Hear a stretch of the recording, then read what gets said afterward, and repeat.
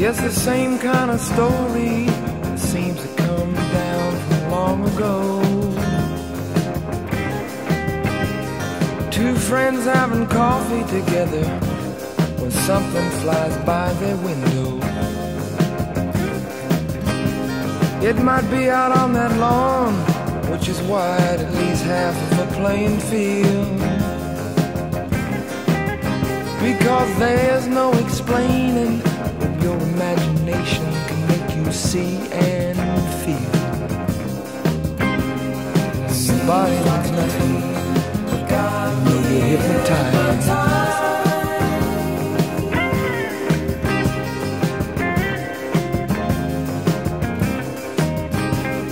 Now it's not a meaningless question to ask if they've been and gone. I remember a talk about North Carolina in a strange, strange poem. You see, the sides were like glass in the thick of a forest without a road. And if any man's hand ever made that land, then I think it would have showed. And that's why it seems like